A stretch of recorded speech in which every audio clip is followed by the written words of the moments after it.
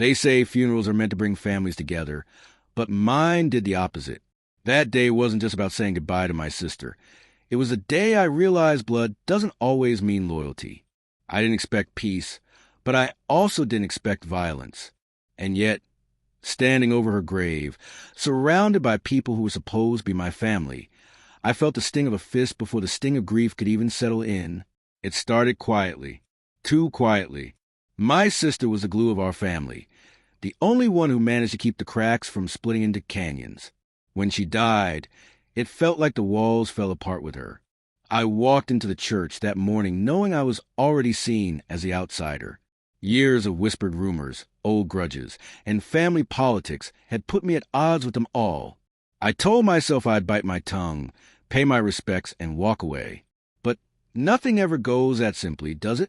The tension was already thick when I arrived. Eyes lingered on me longer than they should have. No greetings, no warmth, not even a nod. Just silence.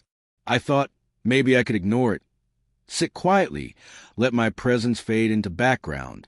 But then I saw the glare sharpen. One cousin whispered something to another. Heads turned. My stomach tightened. But I forced myself to sit near the front. This was about my sister, not about me. Then came the moment that shattered what little control I had. After the service, as we gathered outside, I placed a single white rose on her casket. It was my way of saying what I couldn't out loud, that despite everything, she had always been my safe place. That's when I heard it. A voice, low but sharp. "You don't belong here." I turned, and before I could even process the words, a fist connected with my face. The world blurred for a second. Gasps echoed. People stepped back, but no one stopped it. My own family, standing in their black suits and dresses, watched as I stumbled back from the blow. My hands shook, not from the pain, but from the sheer disbelief. How could anyone turn a funeral into this? I wanted to yell, to scream, to fight back, but grief is strange. It dulls you and sharpens you all at once. I just stood there, staring at the faces around me. Some looked away in shame. Others smirked like they'd been waiting for this moment. And that's when it hit me. They didn't just want me gone. They wanted me erased. In that instant, something inside me shifted. I'd spent years shrinking myself, apologizing for things I hadn't done, trying to keep peace in a family that thrived on chaos.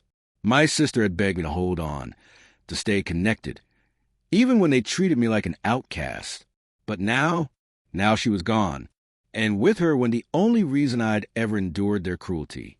So I did the only thing I knew how. I didn't swing back. I didn't yell.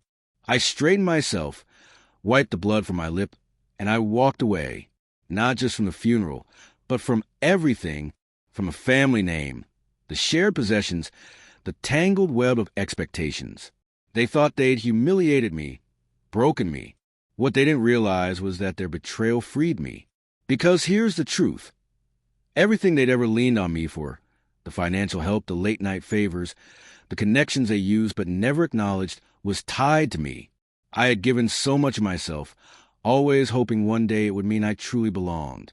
That punch, that public display of rejection, was the last lesson I needed. They didn't deserve me, so I took it all back.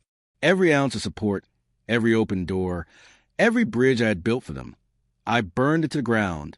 When they called asking for help weeks later, I let the phone ring. When bills came due that I'd once quietly covered, I let them sink. When they realized I was no longer the safety net they relied on, panic set in. And though part of me ached, because no matter what, they were still my blood, another part of me felt something I hadn't in years. Power. They punched me at my sister's funeral, thinking it would be my downfall. But what they really did was give me permission to finally stand up, to finally take everything back that I had once given so freely. For the first time, I wasn't the outcast. I was the one who walked away.